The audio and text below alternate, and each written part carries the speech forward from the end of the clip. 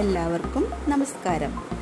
നമുക്കിന്ന് വീട്ടിൽ ചിക്കനും മീനൊന്നും ഇരിപ്പില്ലെങ്കിലും വീട്ടിലെപ്പോഴും ഉണ്ടാകുന്ന പച്ചക്കറികളൊക്കെ വെച്ച് വളരെ ടേസ്റ്റി ആയിട്ടുള്ളൊരു വെജിറ്റബിൾ ബിരിയാണി എങ്ങനെ തയ്യാറാക്കുമെന്ന് നോക്കാം. വെജിറ്റബിൾ ബിരിയാണി തയ്യാറാക്കാൻ വേണ്ടിയിട്ട് ഞാനിവിടെ ഒരു 3 കപ്പ് നീളത്തിലുള്ള ബസ്മതി അരി എടുത്തിട്ടുണ്ട്. ഇത് നമുക്ക് ഒരു 10-15 മിനിറ്റ് ഒന്ന് വെള്ളത്തിൽ കുതിരാനായിട്ട് വയ്ക്കാം.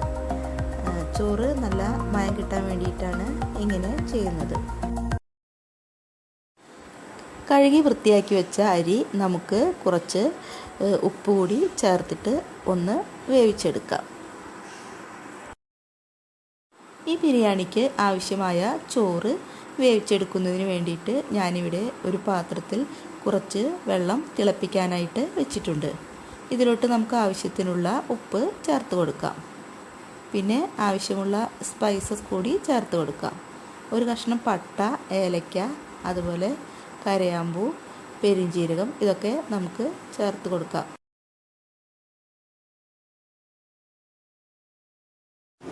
നമ്മുടെ വെള്ളം ഇവിടെ ചൂടായിട്ട് വന്നിട്ടുണ്ട്. അപ്പോൾ നമുക്കിതിലേക്ക് അരി ചേർത്ത് കൊടുക്കാം. ഞാൻ കുറച്ച് കസൂരി മേത്തി കൂടി ഇതിലേക്ക് ഇടുന്നുണ്ട്. ഇത് ഓപ്ഷണലാണ്, നിങ്ങൾക്ക് ഇഷ്ടമുണ്ടെങ്കിൽ ഇട്ടാൽ മതി.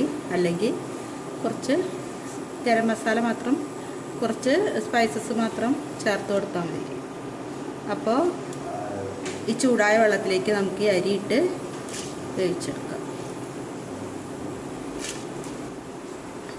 ഈ അരിയുടെ പകുതി വേവായി വന്നു കഴിഞ്ഞാൽ നമുക്ക് ഇതിലെ ഉപ്പൊക്കെ ഒന്ന് പാകമാണോ എന്ന് നോക്കിയതിന് ശേഷം ഒരു പകുതി വേവിൽ ഈ അരി വാർത്തെടുക്കണം. ഇതിലേക്ക് ആവശ്യമായിട്ടുള്ള പച്ചക്കറികൾ കൂടി ഞാൻ എടുത്തിട്ടുണ്ട്. ഒരു വലിയ സവോള, അതുപോലെ ക്യാരറ്റ്, ഒരു ഉരുളക്കിഴങ്ങ്, അതുപോലെ ഒരു 4-5 ബീൻസ് എടുത്തിട്ടുണ്ട്. ബീൻസ് എടുക്കുമ്പോൾ എപ്പോഴും അധികം മൂത്ത് പോവാത്ത ഇങ്ങനെ ഒടിയുന്ന ടൈപ്പ് നോക്കിയിട്ട് വേണം എടുക്കാൻ. അധികം മൂത്തത് എടുക്കരുത്, കുറച്ച് ചള്ളായിട്ട് എടുക്കണം. പിന്നെ നമ്മൾ ഗ്രീൻ പീസും അതുപോലെ സോയ ചങ്ക്സും കൂടി ഇതിലേക്ക് ചേർക്കുന്നുണ്ട്. പനീറോ അങ്ങനെ വല്ലതുണ്ടെങ്കിൽ മഷ്റൂമോ എന്തെങ്കിലും വേണമെങ്കിൽ നിങ്ങൾക്ക് ചേർത്ത് കൊടുക്കാം. കുഴഞ്ഞു പോകുന്ന പച്ചക്കറികളൊന്നും ചേർക്കരുത്. അധികം കുഴഞ്ഞു പോകാത്ത രീതിയിലാണ് ചേർത്ത് കൊടുക്കേണ്ടത്.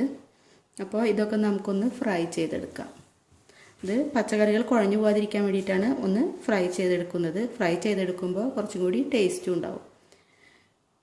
അപ്പോൾ നമുക്ക് ഇതൊന്ന് ഫ്രൈ ചെയ്തെടുക്കാം. അതുപോലെ സോയ ചങ്ക്സ് എടുക്കുമ്പോൾ ഒന്ന് പുഴുങ്ങിയതിന് ശേഷം എടുക്കണം, അല്ലെങ്കിൽ അത് ഹാർഡായിരിക്കും. ഉപ്പ് ചേർത്ത് ഒന്ന് പുഴുങ്ങിയെടുക്കുക. അതുപോലെ ഗ്രീൻ പീസും പുഴുങ്ങിയെടുത്തതിന് ശേഷം എടുക്കുക. 2 സവോള നമ്മളിവിടെ ചെറുതായിട്ട് അരിഞ്ഞ് മാറ്റി വെച്ചിട്ടുണ്ട്. ഇത് നമുക്കൊന്ന് നന്നായിട്ട് ഗോൾഡൻ ബ്രൗൺ നിറത്തിൽ ഫ്രൈ ചെയ്ത് എടുക്കാം. നമ്മളിവിടെ ഒരു പാൻ അടുപ്പിൽ വെച്ചിട്ടുണ്ട്. അതിലേക്ക് ആവശ്യത്തിനുള്ള സൺഫ്ലവർ ഓയിൽ ഒഴിച്ചു കൊടുത്തിട്ടുണ്ട്. ഈ ഉള്ളി നമുക്ക് ഇതൊന്ന് നന്നായിട്ട് ഫ്രൈ ചെയ്ത് എടുക്കാം.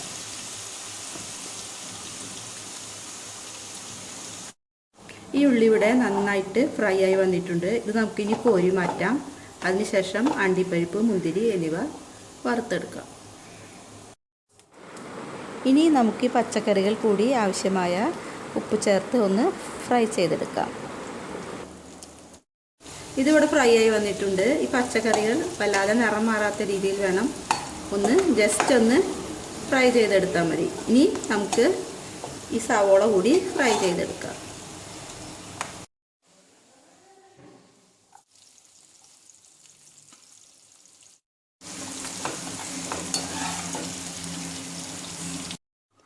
ഈ ചോറ് നമ്മളിവിടെ പാകത്തിന് വേവിച്ച് വെച്ചിട്ടുണ്ട്.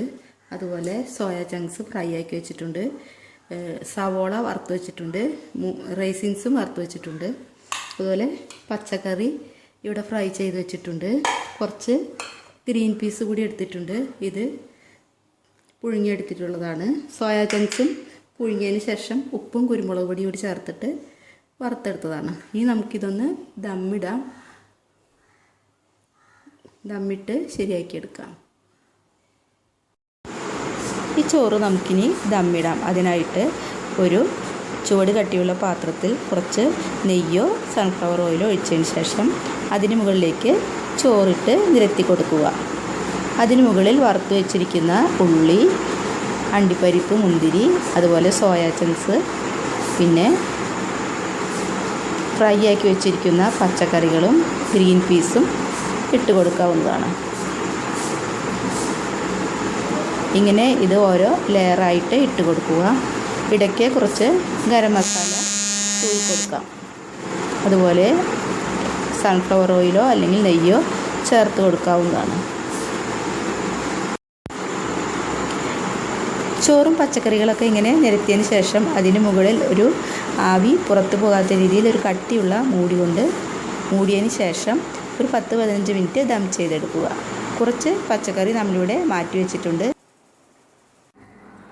ഈ ചോറ് ഇവിടെ നമ്മളൊരു 15 മിനിറ്റ് നന്നായിട്ട് ആവി കയറ്റി എടുത്തിട്ടുണ്ട്.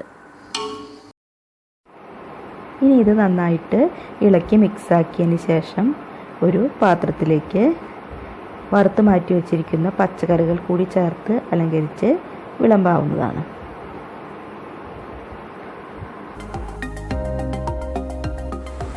അപ്പോൾ നമ്മുടെ വെജിറ്റബിൾ ബിരിയാണി ഇവിടെ റെഡിയായി കഴിഞ്ഞു. നല്ലൊരു റെസിപ്പിയായിട്ട് വീണ്ടും കാണാം. താങ്ക്